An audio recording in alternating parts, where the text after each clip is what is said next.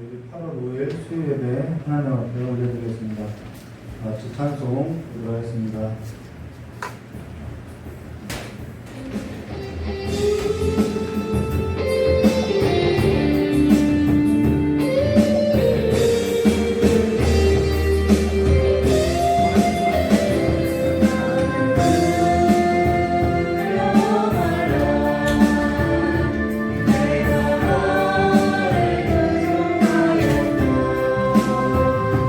내가 너를 지명하여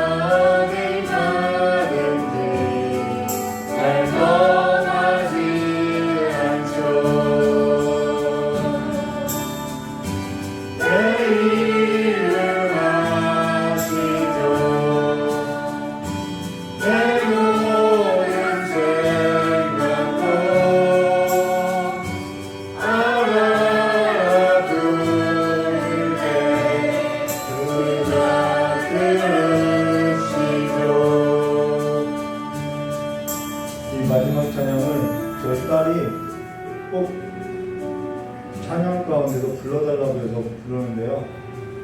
저희 딸의 그 마음이 좀 느껴지는 것 같아요. 그분이 우리 아버지가 되시면 그냥 게임 끝나는 것이죠. 내가 마음이 필요한 거고요. 오늘 그분을 우리 마음 가운데 모셔드리는 진정한 예배가 되게 해달라고. 신령과 진정으로 드리는 예배는 아버지를 예배하는 것이죠. 오늘 그 아버지를 만나고 들어가는 깊은 시간이 되게 해달라고 참 기도하겠습니다.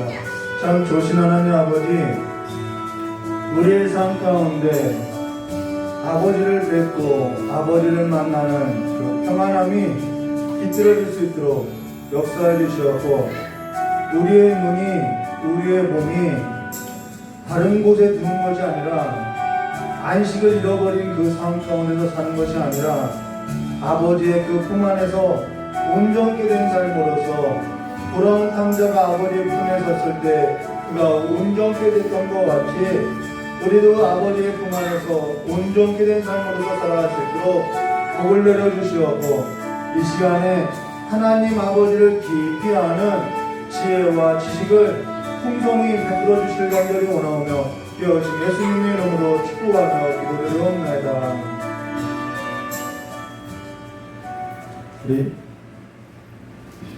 우리 같이 사도신경 하도록 하겠습니다. 전능하사 천지를 만드신 하나님 아버지를 내가 믿사오며 그 외아들 우리 주 예수 그리스도를 믿사오니 이는 성령으로 인자하사 동정녀 마리에서 나시고 본디오 빌라도에게 고난을 받으사 십자가에 못 박혀 주시고 장사한 지 사흘 만에 죽은 자 가운데서 다시 살아나시며 하늘에 오르사 전능하신 하나님 우편에 앉아 계시다가 저리로서 산자와 중자의 심판하러 오시리라. 성령을 믿사오며 거룩한 공예와 성도와 새로 되는 것과 죄를 사하신 것과 몸이 다해 사는 것과 영원히 사는 것을 믿사옵나이다. 아멘. 우리 찬송 한 장 부르신 후에 하나님 말씀 보도록 하겠습니다.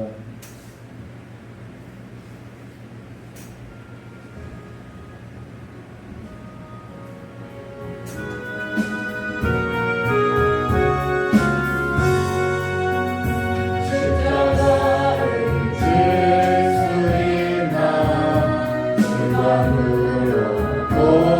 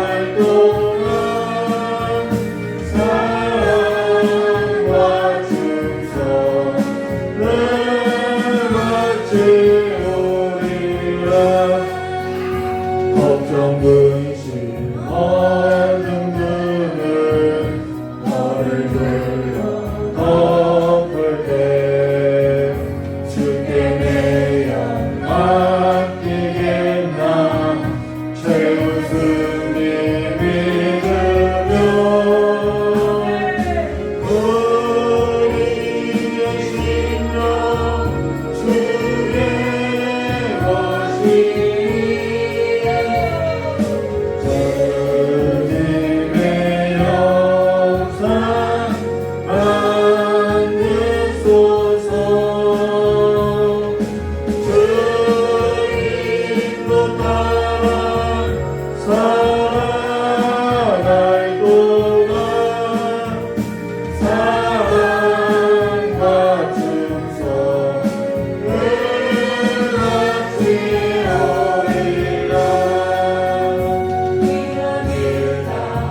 할 수 있나 주가 물어보실 때 용감한 자 나처럼 선긋해 나가리라.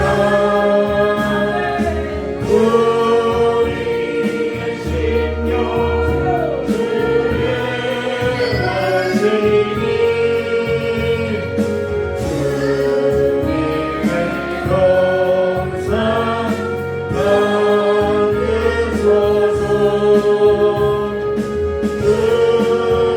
주님도 따라 살아갈 동안 사랑과 충성을 바치오리라.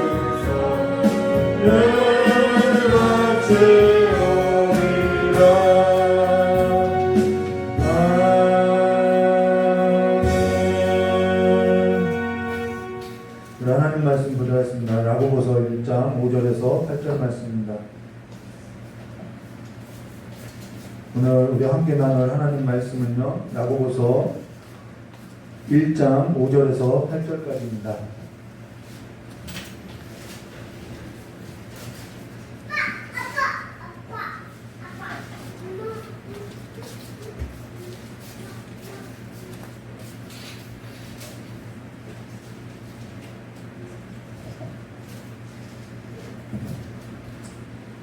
우리 5절부터 8절까지 함께 한 목소리로 합독하도록 하겠습니다.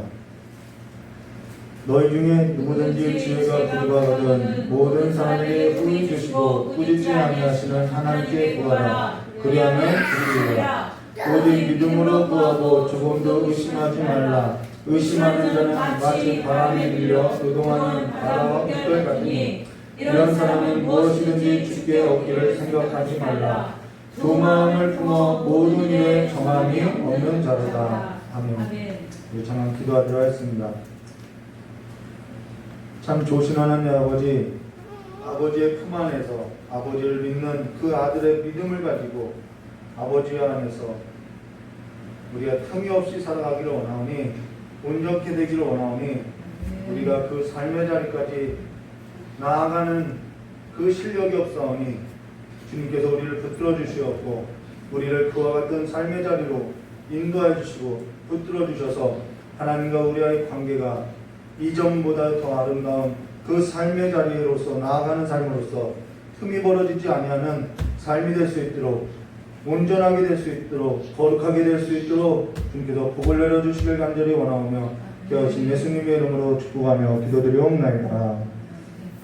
오늘은 야고보서 1장 5절과 8절의 말씀을 가지고요, 사람은 보는 것에 몸이 있다라는 제목으로 우리 함께 보도록 하겠습니다. 사람은요, 보는 것에 몸이 있고요, 그 몸이 삶의 자리를 만들어내고 있지요.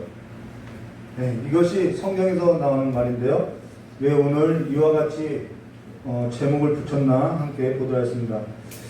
모든 성도가 암송하는 성경 구절이 야고보서 1장 5절로요, 너희 중에 누구든지 지혜가 부족하거든 모든 사람에게 후히 주시고 꾸짖지 아니하시는 하나님께 구하라. 그리하시면 주시리라 라고 하는 건데요, 사실 이를 믿고 아는 것으로 삶의 자리까지 서 있는 것은 우리의 또 다른 문제다라는 것이죠. 네, 이 말씀을 아는 것, 내가 지식으로 그렇구나 라고 깨닫는 것과 거기에서부터 우리가 믿고 아는 삶으로서 삶의 자리까지 서 있는 것은 또 다른 문제라는 것이죠. 그냥 이중적이다라는 것입니다. 우리의 신앙이 늘 그렇죠. 어제 저희 아내가 어떤 사람의 이야기를 하는 거예요. 근데 그 사람의 말과 그 사람이 그러한 말을 했어요. 근데 그 사람의 삶은 그렇지 않더라는 거죠. 근데 우리도 그렇죠. 우리가 말씀을 깨달아요. 근데 우리의 삶은 그렇지 않아요. 그런데 그러면 우리가 하는 말이 거짓됐냐? 아니요. 진실인데 우리가 그 말씀을 한 것과 같은 삶을 살아낼 만한 실력이 안 되더라는 거죠. 그래서 이 말한 것까지도 거짓이다라고 우리는 이렇게 말할 필요는 없더라는 것입니다. 자, 근데요, 오늘 지난 시간에 이어서 오늘 야고보서 1장 5절과 8절 말씀을 볼 것인데요. 때로는 성경 구절을 암송하다 보면은 앞뒤 전후 문맥에서 말하고자 하는 성경 구절을 많이 놓치는 경우들이 있더라는 거예요. 그 본문만, 그 성경 구절만 눈에 익히 들어와서 그 앞에 어떠한 말씀이 있었지? 그 뒤에는 어떠한 말씀이 있었지? 이것을 많이 놓치게 된다는 것이죠. 그리고 성경의 문맥에 있어서 고려하지 아니하고 내가 이해하는 방식대로 믿게 되더라는 거죠. 자, 그로 인해서요, 내 나름의 신앙을 가지게 되는 경우를 보는데요. 사실 이러한 것이 나쁘다, 좋다 그러한 말을 하려는 것이 아니라 이러한 일이 우리의 신앙에 있어서 겪게 되는 과정이라는 것입니다. 과정 중에 하나라는 거죠. 근데 문제는 뭐가 문제냐면요, 신앙을 겪게 되는 과정이 일어날 수 있는 일들이 있는데 그러한 일들에 있어도 문제가 발생할 수도 있어요. 실력이 안 될 수도 있어요. 그러나 그 신앙을 겪게 되는 과정에 일어날 수 있는 일들이 아니라 성장이 멈춰있는 것, 성숙이 멈춰있는 것이 문제라는 것입니다. 내가 신앙을 겪게 되는 과정 가운데서 내가 실력이 안 돼서 무너질 수 있고 넘어질 수도 있는데 그거를 통해서 우리는 성장해야 하고 성숙해야 하는데 그 성장과 성숙이 멈춰있는 것이 더 문제라는 거예요. 생명이 있는 곳에는 성장이 있고요, 성숙이 있는데 성장이 멈춰져 있고 성숙이 멈춰져 있다고 하는 것은 생명이 곧 정지되어 있는 것과 같다라는 거죠. 그래서 야고보서는 구원이 무엇인지를 말하는 것이 아니라 구원받지 못한 사람을 대상으로 말하는 것이 아니라 구원받은 사람들이 그 신앙에 있어서 성장해야 하고 어떻게 성숙해야 하는지, 어떻게 온전한 삶으로서 나아가야 하는지, 그 온전함에 있어서 어떻게 부족함이 없어야 하는지를 말해주고 있다는 것입니다. 그래서 이 야고보서는 구원에 관해서 말하는 것이 아니라 구원받은 사람들의 삶에 있어서 그 온전하고 그 부족함이 없는 그 상태에 서야 할 것을 말해주고 있다는 것입니다. 그래서 관점이 다르다는 것입니다.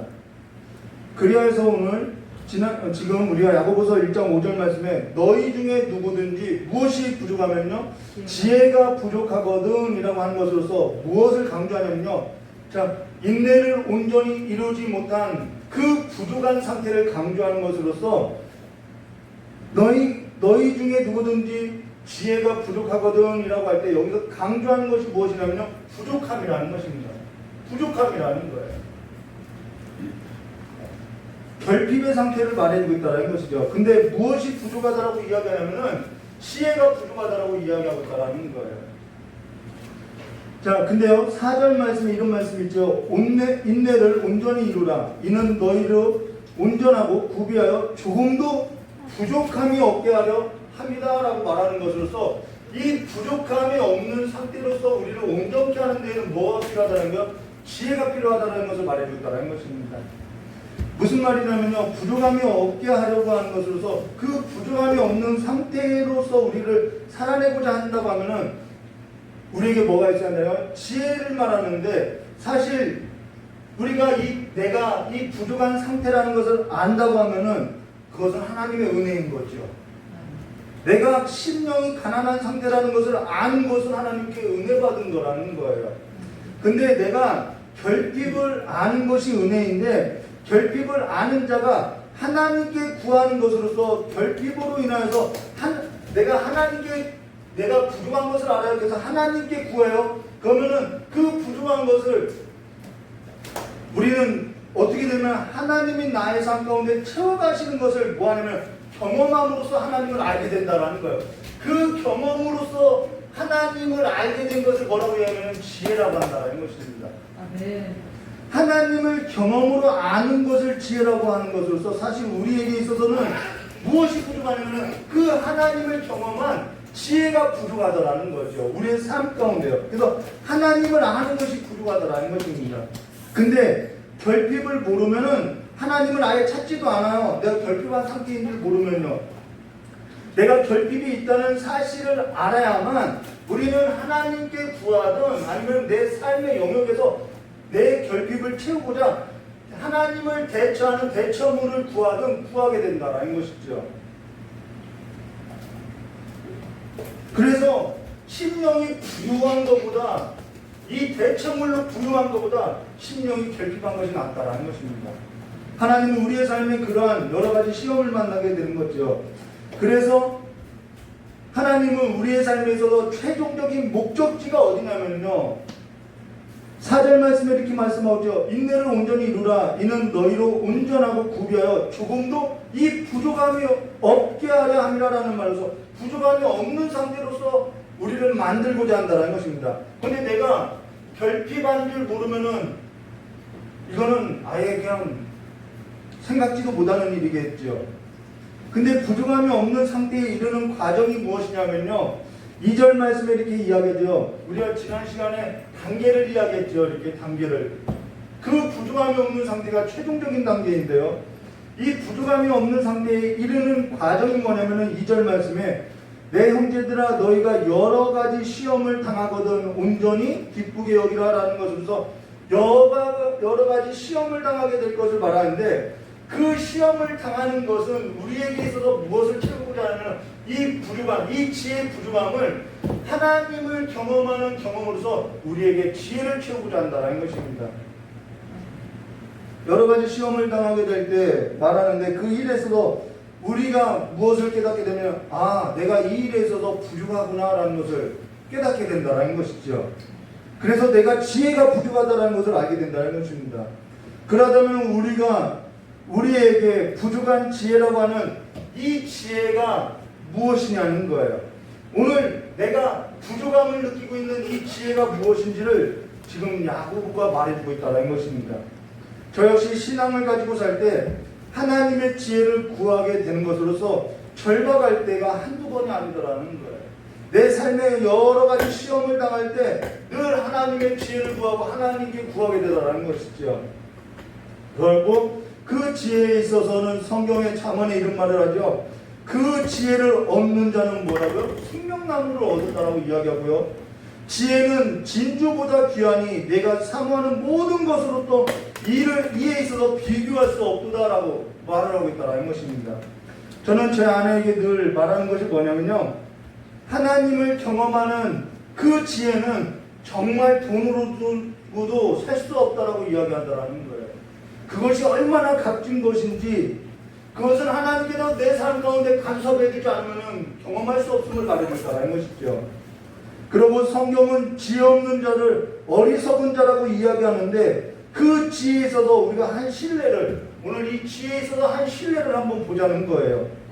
자, 다윗이 사울을 피하여 도망할 때 노비에 가서 제사장 아히멜렉에게 약간 거짓말을 하죠. 내가 청년들하고 이렇게 왔는데 먹을 것이가 없다라고 하면서 진설병을 요구한다라는 것입니다. 먹을 거를 요구하죠. 그때 그 제사장 아히멜렉이 진설병을 주고요. 그리고 또 다윗은 그에게 창이나 칼이 없느냐고 할 때 제사장 아히멜렉이 전에 다윗이 골리앗을 죽일 때 골리앗의 칼 외에는 없다라고 말을 한다는 것입니다. 근데 사무엘상 21장 8절과 9절에 뭐라고 이야기하면요. 다윗이 아히멜렉에게 이르되 여기 당신의 수중에 창이나 칼이 없나이까 왕의 일이 급함으로 내가 내 칼과 무기를 가지지 못하였나이다 하니 제사장이 이르되 내가 엘라 골짜기에서 죽인 블레셋 사람의 골리앗의 칼이 보자기에 쌓여 에봇 위에 있으니 내가 그것을 가지려거든 가지라 여기에는 그것밖에는 다른 것이 없느니라 하는지라 다윗이 이르되 그 같은 것이 또 없나니 내게 주소서 하더라 라고 이야기하고 있죠. 자, 그 같은 것이 또 없나니 내게 주소서라고 한 것은 이만한 거면 됐습니다. 난 이거면 충분합니다 라고 말을 하더라는 거예요. 근데 다윗이 그 말을 한 대로 과연 그것이 그 삶에 있어서 충분한가? 그만한 것이 그가 만족할 만한 부족함이 없다라고 말할 만큼의 충분한 것이라는 거죠. 오늘 그 이야기를 하는 거예요. 다윗이 사울을 피하여 도망가면서, 근데 다윗이 사울을 피하여서 도망가면서 점차 변해가는 것이 하나가 있어요. 그것이 무엇인지 말해주고 있는데요. 그러고 나서 그 다음 절에 뭐라고 하냐면 사무엘상 21장 10절과 11절에 그날에 골리앗의 칼을 받고선 이만한 것이 없다라고 말을 한 그날에 다윗이 사울을 두려워하여 일어나 도망하여 가드왕 아기스로 갔다라는 것이죠. 골리앗 칼을 얻은 날 가드왕 아기스에게로 도망갔다라는 것입니다. 그리고 나서 11절에 뭐라고 하죠? 아기스의 신하들이 아기스에게 말하되 이는 그 땅의 왕 다윗이 아니니까 우리가 춤추며 이 사람의 일을 노래하며 이르되 사울을 죽인 자는 천천히요 다윗이 죽인 자는 만만히라 하지 아니하나이까 하니라라고 이건 다윗이 아닙니까? 라고 말을 하더라는 거예요. 누가 말했냐면요, 아기스 신하들이 기억하고 다윗은 골리앗을 죽인 사람이 아닙니까? 사울이 죽인 자는 천천히고 다윗이 만만히로다 하는 그 자가 바로 이 자가 아닙니까? 라고 이야기했는데 지금 다윗은 뭘 했냐면 자기가 누군지를 잊어버렸다라는 거죠. 다윗이 지금 누구를 보지 못하니까요? 하나님을 보지 못하니까 자기의 그 칼에 그 만족으로서 자기의 부족함을 채우고 나니까 이 지혜가 하나님을 경험한 지혜가 아니라 이 골리앗 칼만 있으면은 내가 뭐 할 수 있다라는 거. 그 부족함을 채우니까 어떻게 하냐면은 내가 누군지를 모르더라는 거예요. 하나님을 보지 못하면은 그런에서 자기 자신이 누구인지를 기억하지 못하는 망각의 상태로서 내가 누구인지 모르고 살아가더라는 거죠. 그것이 뭐냐면 하나님 없이 살아가는 삶이라는 거예요. 그것이 하나님 없이 살아가는, 내가 그리스도인인데, 내가 하나님을 섬기는 그리스도인인데 내가 누구인지 모를 때, 하나님을 보지 않을 때 우리는 하나님이 없이 살아가는 삶으로서 살다라는 거예요. 그것이 뭐라고요? 지혜 없는 삶이라는 거예요. 지금 이 다윗의 이야기는요 너무나 중요한 거죠. 그래서 하나님이 그의 삶 가운데 간섭에 들어온 거잖아요, 거죠. 아기스의 신하들로부터 너가 누구인지를 보게 하시고 있다라는 것입니다. 그러면 12절과 14절에 이렇게 말하고 있죠. 다윗이 이 말을 그 마음에 두고 가드왕 아기스를 심히 두려워하여 그들 앞에서 그의 행동을 변하여 미친 채 하고 대문짝에 급적거리며 침을 수염에 흘리며 아기스가 그의 신하에게 이르되 너희도 보거니와 이 사람이 미치광이로다 어찌하여 그를 내게로 데려왔느냐라는 말로서 다윗이 자신의 행동을 미친 자와 같이 갑자기 그 상황을 변화시켰다는 것은 내가 본 것으로 인해서 내가 여기서 죽게 되었다는 것을 무한가요? 상황을 파악하게 된 것이죠. 내가 이 골리앗의 칼이 나를 보호하지 못한다는 것을 알고 상황을 파악하고 미친 채 했다는 것이죠. 근데 그 일이 다윗이 노베 가서 제사장 아히멜렉에게 골리앗 칼을 얻은 그 날에 그와 같은 것이 내게 없나니 내게 주소서, 이 부족함이 그 골리앗의 칼로서 채울 때에 바로 그러한 일들이 벌어지더라는 거예요. 그러한 것이 나를 지킬 거라고 장담했는데 자기를 지키지 못하는 것으로서 자기의 삶에 있어서 자기가 상황을 파악하고 미친 채하고 자신의 동공이 흔들리는 것으로서 자기의 몸을 어디다 두고 있냐면 하나님의 지혜 가운데 두지 못하고 있다는 것입니다. 이것이 뭐냐면요, 부족하다라는 거예요. 그러고 나서 멋진 시 한 편을 쓰게 된 것으로서 시편 34편 1절과 22절에 시편 34편 1절과 22절에 제목이 붙여 있는데요. 다윗이 아히멜렉 앞에서 미친 채 하다가 쫓겨나서 지은 시라고 쓰여 있죠. 이 시를 보면요, 34편 8절과 9절 말씀을 보면요, 너희는 여호와의 선하심을 맛보아 알지어다 그에게 피하는 자는 복이 있다라는 이 깊은 깨달음을 얻게 됐다는 것이죠. 그러고 나서 이야기하죠. 너희 성도들아 여호와를 경외하라. 그를 경외하는 자는 부족함이 없도다라고 이야기하고 있다는 것입니다. 지혜라고 하는 것은 하나님을 경외하는 근본인 것으로서 우리가 경건한 생활을 하고 예배를 드리고 성경을 묵상하고 일상의 삶 가운데 뭔가 깨닫게 되는 것을 지혜라고도 말할 수 있으나 그것은 사실 깨닫게 된 것으로서 지식인 것으로서 그 지식이 삶의 자리를 만들어낼 때 지혜라고 한다는 것이죠. 내 삶의 자리가 하나님으로서 충만할 때 그것이 지혜라고 한다는 거예요. 내가 누구인지를 알아요. 그래서 내 삶의 자리가 내가 몸을 두고 있는 곳이 하나님이 영이 거하는 충만한 자리에 있는 말이 있다는 것입니다.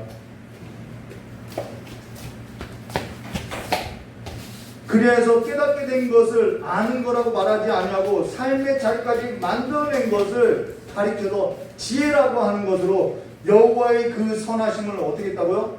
내가 까지 알았어. 교리적으로 알고 내가 구원받은 거 알고 그것이 아니라 맛보아서 알게 된 것을 지혜라고 한다는 거예요. 내가 이것을 경험하였고 내가 이것을 맛보아서 내게 있어서는 그 구조감이 하나님으로밖에는 채울 수 없음을 고백하더라는 것이요. 그 깨닫게 된 것을 아는 것으로서 삶의 자리를 만들어내는 것이 지혜라는 것입니다. 그렇지 못한 것을 어리석다고 하는 거지요. 오늘 성경 히브리서 5장 12절과 14절 말씀에 보면 이런 말씀 있죠. 때가 오래되었으므로 너희가 마땅히 선생이 되었을 터인데 너희가 다시 하나님의 말씀에 초보가 되어서 누구에게든지 가르침을 받아야 할 처지이니 단단한 음식을 못 먹고 젖이나 먹어야 할 자가 되었으라. 이는 젖을 먹는 자마다 어린아이니 의의 말씀을 경험하지 못한 자요라는 것으로서 이 의의 말씀을 경험하지 못한 자가 성장하지 못하고 성숙하지 못한 자임을 말해준다는 것입니다. 그로 인해서 성장이 멈추고 성숙이 하지 못한 젖이나 먹어야 하는 신앙에 멈춰있음을 말하는 것으로서 야고보가 이 글을 쓰고 있다는 거예요. 야고보는 구원을 받지 못한 자들에게 쓰는 것이 아니라 구원 받았는데 성장하지 아니하고 성숙한 삶으로 나가지 못한 그들에게 이 지혜가 무엇인지를 쓰고 있다는 것입니다. 지혜를 말하는 이 잠언을 보면요, 잠언 1장 7절로 여호와를 경외하는 것이 지식의 근본이거늘 미련한 자는 지혜와 훈계를 멸시하느니라 라는 말로서 여기서 미련한 자는 지혜와 훈계를 멸시한다라는 말은 듣지 않고 깨달음이 없고 교훈을 받아들이지 않는 것을 말하는 것이 아니라 교훈도 받고 깨닫기도 하고 배운 것도 있는데 구원받았다고 이야기하고 신학도 알고 교리도 아는데 그 알게 된 것이 뭘로서 안 나간 거예요? 하나님을 경외하는 삶의 자리까지 안 나간 것을 가리켜서 미련한 자로서 지혜와 훈계를 멸시한다고 이야기하고 있다는 거죠. 그리하여서 잠언 9장 10절에 여호와를 경외하는 것이 지혜의 근본이거든 거룩하신 자를 뭐하는 거야? 아는 것이 명철이니라 라는 말로서 거룩한 자를 아는 것이 명철인데 이 거룩함을 아는 자라는 것은 깨닫는 것을 말하는 것이 아니라 하나님의 선하심과 하나님의 그 성실하심을 내 삶 가운데 맛보아서 하나님을 경험하는 것으로서 알게 된 지혜임을 말해준다라는 거예요. 여러분 하나님을 경외하는 삶의 자리까지 하나님을 경험하는 삶이 있어야 할 것을 말해준다는 것입니다. 그러하게 하나님을 경외하는 삶의 자리까지 이르지 못하고 하나님을 경험한 그 삶이 없는 그 신앙으로서 성장하지 못하고 성숙하지 못한 그들의 삶에 있어서는 하나님을 모르는 자와 같다라고 시편 4절에 악인은 그의 교만한 얼굴을 말하기를 여호와께서 이를 감찰하지 아니하신다 하며 그 모든 사상이 하나님이 없다나이다 라는 말로서 하나님이 없다고 말하는 이들은 하나님을 믿지 않는 자들을 말하는 것이 아니라 누구를 말하냐면은 하나님을 경험하지 못해서 내 삶 가운데 하나님을 없이 살아가는 것처럼 사는 자들을 말하고 있더라는 거예요. 여기서 하나님이 없다는 것은 지식으로 하나님이 있지 하나님이 살아계시지 나는 그걸 믿지 그 말을 하는 것이 아니라 하나님과 같이 살아간 경험이 없는 자로서 하나님이 없는 것과 같이 자기 몸을 하나님께 두지 않고 살아가는 신앙의 대표성을 가진 자들을 가지고 이와 같이 말하고 있다는 거죠. 표면적으로는 그리스도인이나 그 실상을 보면 그리스도인이 아님을 말해주고 있다는 것입니다. 다윗도 그랬죠. 다윗이 자신의 부족함을 알아요. 근데 그 부족함을 골리앗의 칼로 채웠을 때 그는 이만한 것이 없다고 했을 때 그는 자신의 삶에 있어서 자신이 자기의 방식대로 미친 채 하고 그 위기를 넘어가더라는 거예요. 그리하여서 5절 하반절에 이런 말을 하죠. 하나님께 구하라 그리하시면 주시리라 라고 말씀하고 있다는 것입니다.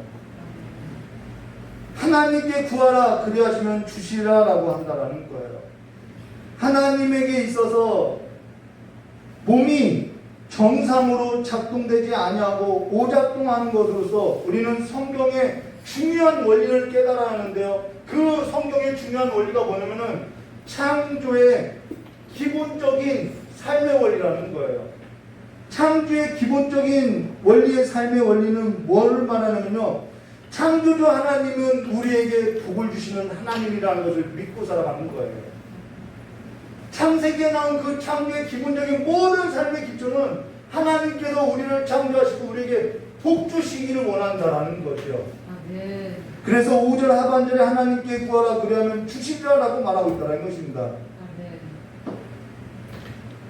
근데 창조주 하나님은 우리에게 복을 주시는 하나님이시라는 사실을 믿고 그 삶의 자리에 내가 몸을 두고 살아야 하는데 몸을 둘 줄 모르고 살아가더라는 것이죠. 죄로 인해 눈이 세상으로부터 밝아진 타락한 죄의 본성을 지닌 사람이 하나님에게 눈이 밝은 것이 아니라 하나님께 대한 눈이 어두워지고 세상으로부터는 밝아진 것으로서 그 눈이 날마다 하나님께 향한 것이 아니라 하나님을 대처하는 것에 두는 것으로서 내 모든 몸의 모든 기능이 하나님께 반응하는 것이 아니라 하나님께 정상적으로 작동하는 것이 아니라 늘 오작동하는 것으로서 하나님을 못 찾더라는 거예요. 그래서 하나님께서 우리에게 복을 주시는 하나님이라는 이 창조의 기본 원리에 있어서 내가 오작동을 일으키는 것으로서 하나님보다 눈에 보이는 것을 더 신뢰하고 더 구하고 살아가더라는 거죠. 이것이 곧 지혜가 부족한 거라는 거예요. 이것이 곧 지혜가 부족한 것으로서 하나님은 우리에게 그 지혜가 부족하다는 사실을 너무나도 잘 아시기 때문에 우리로 하여금 지혜를 구할 것을 말하는데 이 말은 우리로 하여금 구할 것을 명령한 것은 하나님께서 우리에게 주실 것이 있다는 것이 있기 때문에 구하라고 하고 있다는 것입니다. 주시고자 한다라는 거예요. 줄 것이 있기 때문에 구하라고 말하고 있는 것이죠. 그 일로 하나님을 그렇게 우리가 하나님을 구하게 될 때 그 일로 하나님은 우리의 삶 가운데 여러 가지 시험 가운데 하나님을 경험하게 하는 것으로서 우리의 삶의 자리를 어떻게 인도한다고요? 부족함이 없는 삶의 자리로 인도한다는 거예요. 아멘. 하나님의 지혜로 부족함이 없는 삶에 우리의 삶을 인도한다는 것입니다. 근데 이 일에 있어서 성경은 모든 사람에게라고 말한 것으로서 그 모든 사람이라고 하는 건 여러 명 중에 누군가에 대해서 준다는 말이 아니라 그 모든 사람 안에는 나라고 하는 한 사람도 있다는 것이죠. 그 모든 사람 안에는 나라고 하는 사람도 있다는 말로서 모든 사람에게 주신다는 것은 내게도 주실 것을 말씀하고 있다는 것입니다. 아멘. 근데 내 눈은 하나님은 나만 미워의 그런 눈을 갖고 있다는 거예요. 이것이 창조의 기본 원리의 삶에 정상으로 작동하지 않은 것으로서 우리는 그러죠. 하나님은 다른 사람만 주시고 나는 안 주셔. 이런 말을 하죠. 다른 사람에게는 은사도 주는데 나에게는 안 주셔. 그렇기 때문에 내 몸이 하나님의 창조의 기본 원리에 있어서 정상적으로 작동되지 아니하고 내 동공은 날마다 흔들리고 내 몸은 요동치는 것으로서 지금 우리의 눈이 재설정되어야 하는 것으로서 우리의 몸이 정상 범위 안에서 재설정되어야 할 것을 말하는데 그것이 온전한 것으로서 우리가 정상적으로 설정되려면 누구 안에 가야 하냐면 하나님께 나갈 것을 말해줬다는 것입니다. 하나님 외에는 우리를 고칠 수 있는 분이 없다라는 거예요. 저 역시 그러한 신앙의 과정이 있었던 것으로서 다른 사람은 예배 가운데 은사를 받고 음성도 듣고 입신도 하는데 나에게는 은사도 안 주고 음성도 안 들려주고 문제 해결도 안 해주고 누구는 막 문제 해결 받았다 간증하는데 나에게는 안 해주시고 하나님 좀 찌질하신 하나님 아닌가 이런 생각을 하였다라는 거죠. 이것이 내 눈과 내 마음이 정상작동하지 않는다는 것입니다. 오늘 성경은 창조의 그 원리 본래 하나님은 우리에게 구하라 말하고 모든 것을 주실 것을 말하고 있다는 것이죠. 근데 내가 그 하나님과 나와의 관계에 있어서 나는 정상작동하지 않다는 거예요. 여러분 믿으십니까? 하나님이 주시는 하나님이라는 것을 믿어주십니까? 아멘. 그러면 우리는 하나님을 당연히 찾게 되겠지요. 아멘. 그리고 나서 후에 주시고라고 한 이 말은 내가 하나님께 열을 구하면은 아니 하나님께 내가 하나를 구하면은 열을 준다는 말도 되겠지만은 이 말은 하나님은 한 가지 일 외에는 모른다라는 뜻을 갖고 있다는 것입니다. 하나님은 한 가지 일 외에는 모른다라는 거. 이 말은 사람은 뭔가 할 때 이것을 하려면은 이것을 재고 저것을 하려면은 저것을 재고 이것은 이래서 안 되고 저것은 저래서 안 된다고 하는데 하나님은 그러하지 않고 주실 것 외에는 생각지 않는다라는 거예요.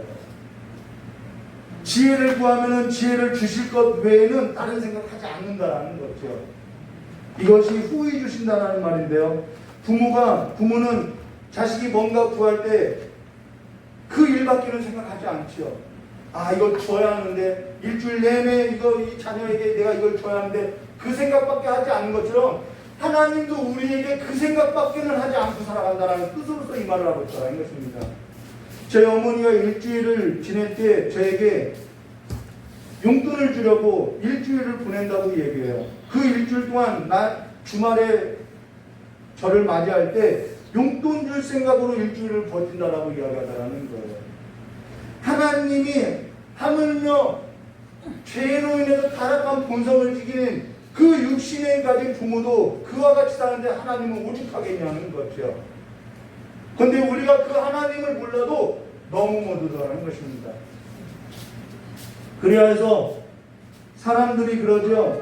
왜 그렇게 쓸데없는 짓을 하냐고. 그런데요, 진짜 부모는요, 그렇게 쓸데없는 일을 하고 살더라는 거예요. 선생은 자녀를 내버려 두라고 하는데 부모는 자녀를 내버려 둘 수 없는 거죠. 그렇게 자녀에게 있어서 이타적으로 살아가는 것이 하나님이심을 말해준다는 것입니다. 그 삶에 있어서 예수님께서 말씀하셨지요. 마태복음 6장 22절과 24절에 이런 말씀이 있어요.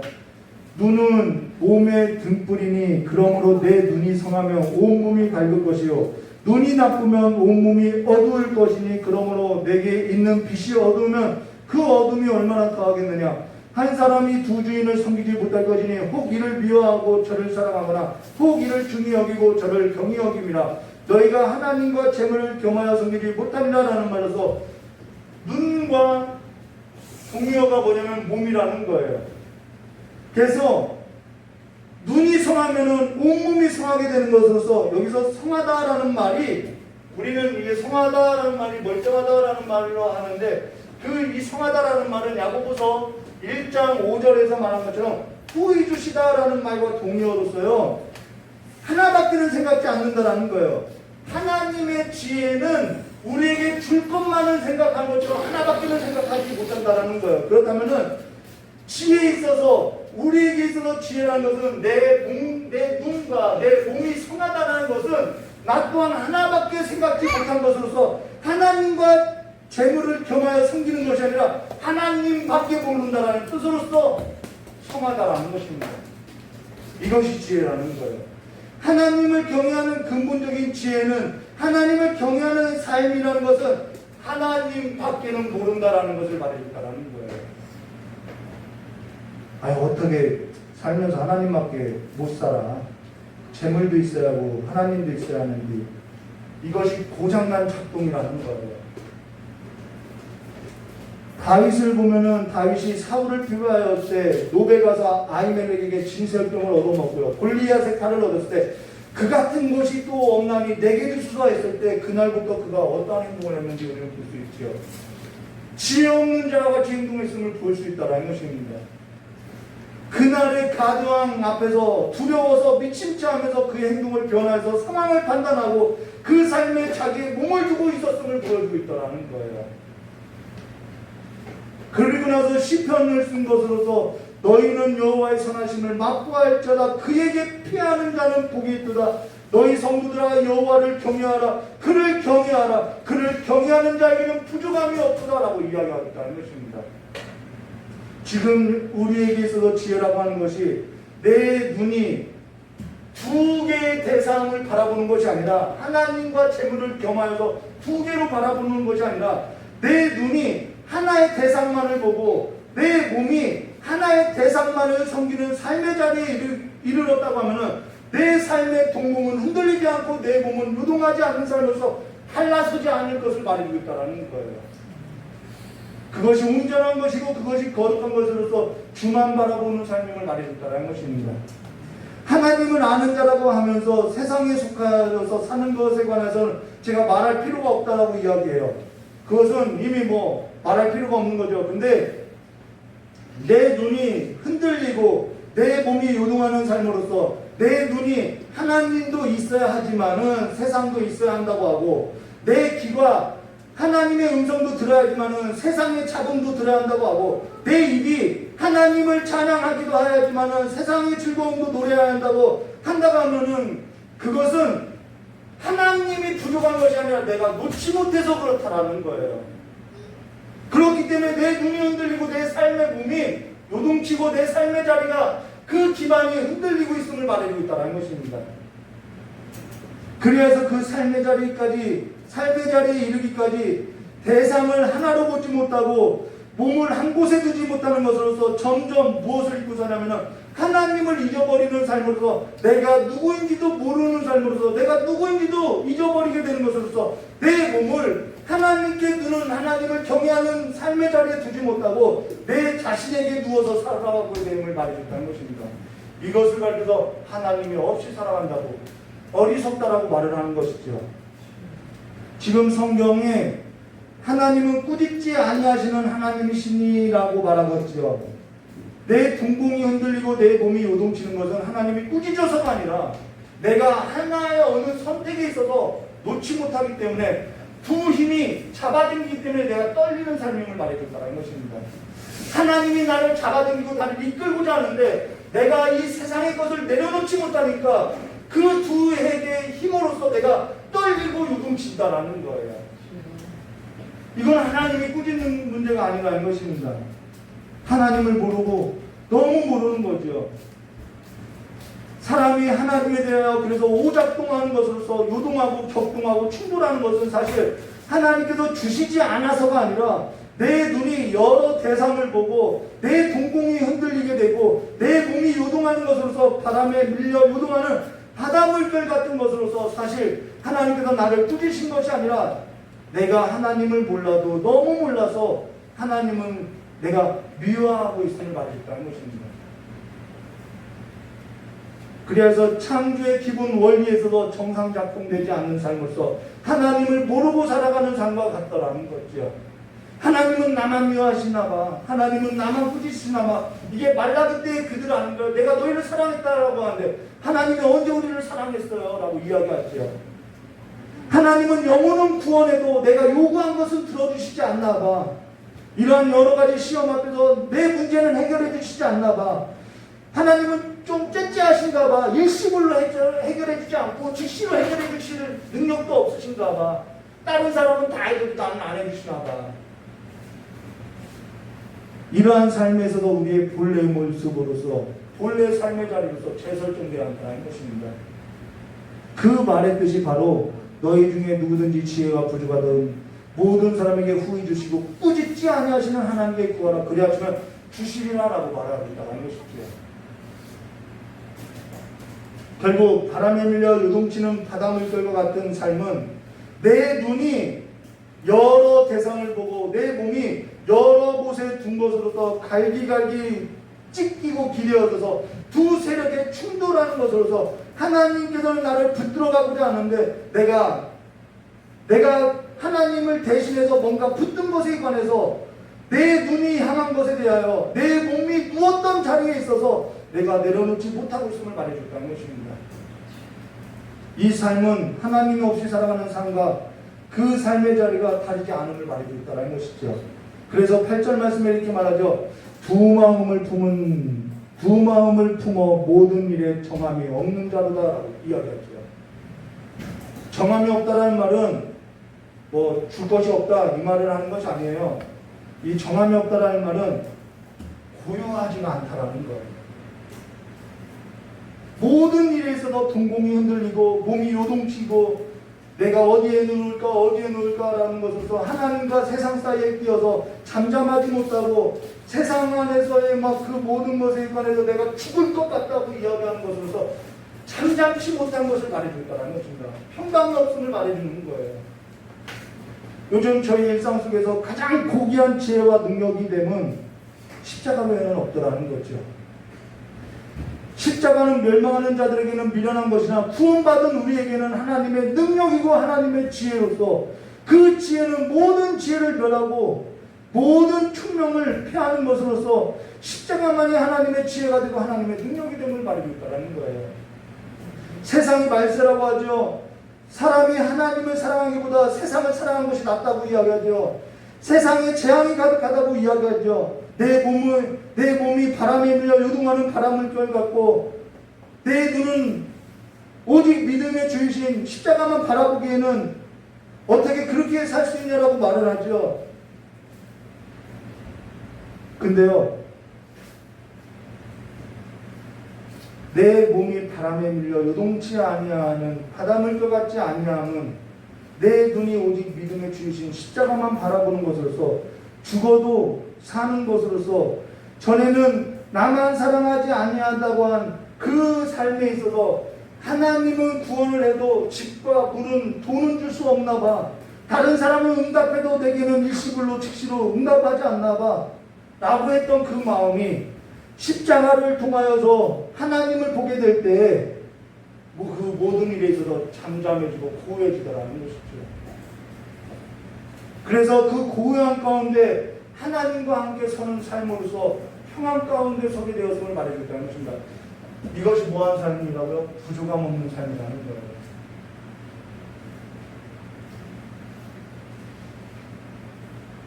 그래서 로마서는 이렇게 말하죠. 그런즉 이 일에 대하여 우리가 무슨 말을 하리요? 만일 하나님이 우리를 위하시면 누가 우리를 대적하리요? 자기 아들을 아끼지 아니하시고 우리 모든 사람을 위하여 내주시니가 어찌 아들과 함께 모든 것을 우리에게 주시지 아니하겠느냐라는 말에서 그 십자가를 통해서 그 하나님을 볼 때 그 하나님의 품성이 보이더라는 거예요. 누가 능히 하나님께 택하신 자들을 고발하여 의롭다 하신 이는 하나님이시니 누가 정죄하려? 죽으실 뿐 아니라 다시 살아나신 이는 그리스도 예수시니 그는 하나님 우편에 계신 자요 우리를 위하여 강구하시는 자신이라는 말에서 그 하나님께서 내 안에서 역사하시고 그 하나님께서 역사하는 그 믿음으로 말미암아 내 눈이 열어지고 내 몸이 죽게 두어진 것으로서 내 삶의 자리가 항상 주 앞에 있는데 무엇이 요동치게 되냐는 거죠.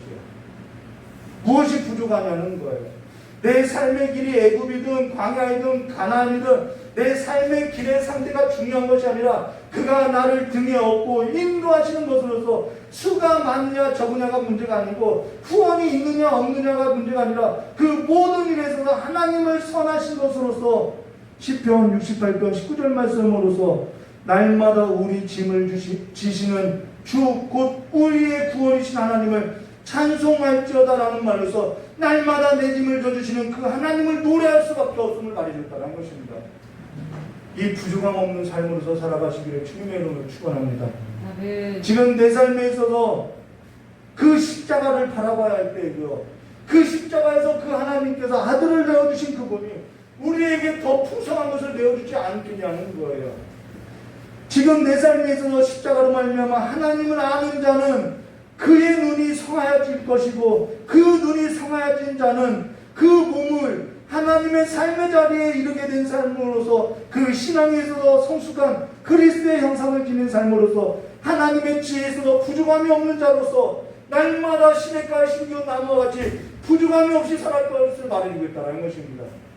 지금 내 삶에 있어서 십자가로 말미암아 하나님을 아는 지혜가 부족한 것으로 내 삶에 있어서 하나님의 뜻을 정하고 깨닫는 것에 멈추는 삶에 있어서는 이제는 그만두시고요.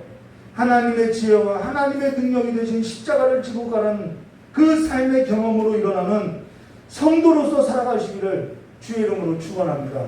같이 기도하도록 하겠습니다. 참 좋으신 하나님 아버지, 이제는 우리의 삶에 있어서 십자가로 말미암아 하나님을 아는 지식이 있다고, 내게 부족함이 없다고, 내가 하나님의 뜻을 안다고, 내가 하나님의 뜻 가운데 내 삶을 정하였다고, 그러한 깨닫는 것으로 멈추는 것이 아니라 그 삶은 이제는 그만 내려놓고 하나님의 지혜가 되시고 하나님의 능력이 되신 십자가로 말미암아 하나님의 그 삶에까지 경험하는 자들로서 이제는 날마다 하나님을 알아가는 그 아는 지혜가 가장 고귀한 지혜가 더욱더 풍성한 삶이 될 수 있도록 주님께서 복을 내려주시길 간절히 원하오며 귀여우신 예수님의 이름으로 축복하며 기도드리옵나이다. 우리 찬송 한 장 부르시는 깨달은 말씀 붙잡고 기도하도록 하겠습니다.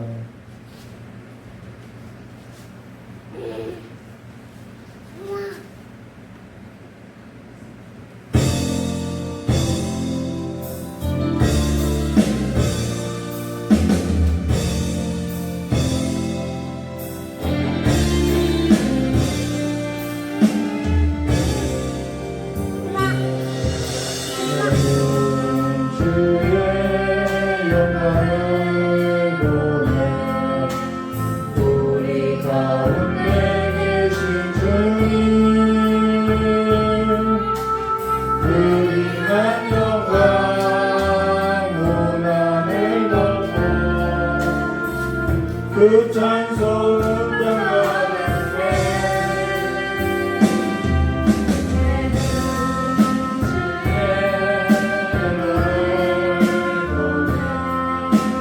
찬송 가운데 주님의 얼굴은 온 세상 만에 권능의 발을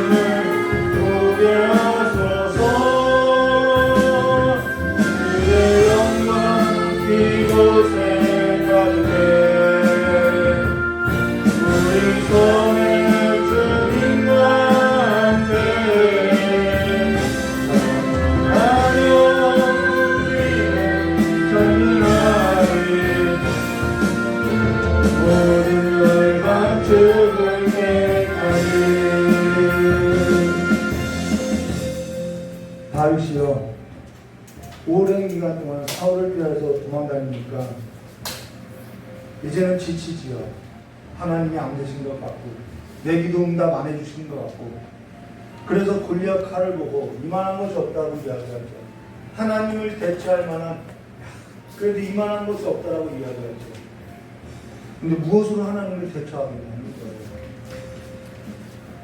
저 역시도 오랜 그 여러 시험 가운데 살다 보니까 목회라면서 깨닫게 된 것이, 내가 하나님을 불신하고 있다라는 거예요. 믿지 못하더라는 거예요.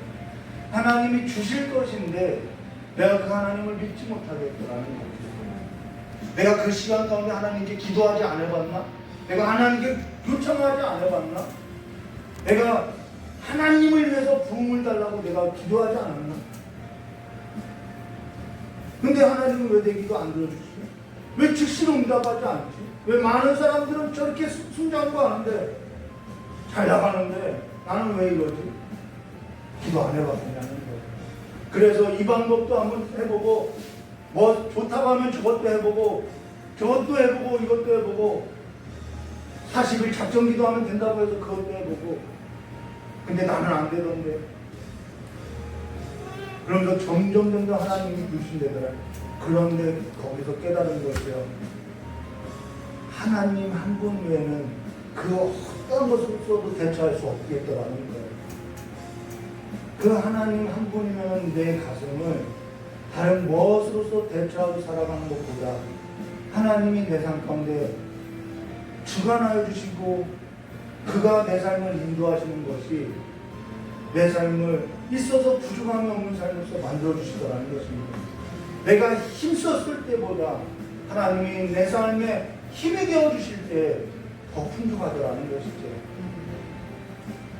오늘 여러분의 삶 가운데 그 하나님이 찾아오시기를 주님의 이름으로 축원합니다. 네.